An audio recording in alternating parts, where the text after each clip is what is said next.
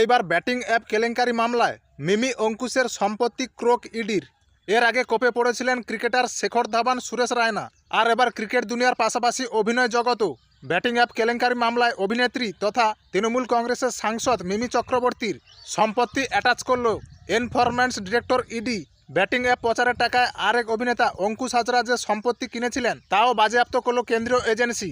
পাশাপাশি সম্পত্তি ক্রোকের তালিকায় যুক্ত হলেন সোনু সুদ, যুবরাজ সিং, রবিন উত্থপার মতো সেলিব্রিটিরাও। বেআইনি ব্যাটিং অ্যাপের মাধ্যমে কোটি কোটি টাকার প্রতারণা চক্র, একের পর এক অর্থ তছরূপের অভিযোগ। আম জনতার কাছ থেকে বিপুল পরিমাণে অর্থ হাতিয়ে নেওয়ার পরেও কিছু ফেরত না দেওয়া, দেশ জুড়ে পরপর অভিযোগ জমা করতেই টনক নড়ে কেন্দ্রের। যাবতীয় ব্যাটিং অ্যাপ নিষিদ্ধ করা হয় আর তারপর ইডির তদন্ত এবং লাগাতার পদক্ষেপ। কোভিডের সময় জন্ম নেওয়া এই ব্যাটিং অ্যাপের বিরুদ্ধে কোমর বেঁধে নেমেছিলেন ইডি। যারা এমন বেআইনি কর্মকাণ্ড করেছিলেন তারাও চলে আসে এই এজেন্সি স্ক্যানারে। সেলেবাদের বিরুদ্ধে অভিযোগ, ভারত সরকার নিষিদ্ধ করার পরও তারা কোম্পানির হয়ে প্রচার চালাচ্ছিলেন। আবার অনেকেই তাদের ব্র্যান্ড অ্যাম্বাসাডারও হয়ে যান। এর বিনিময়ে তারা বিপুল টাকা রোজগার করেন সাধারণ মানুষকে ঠকিয়ে।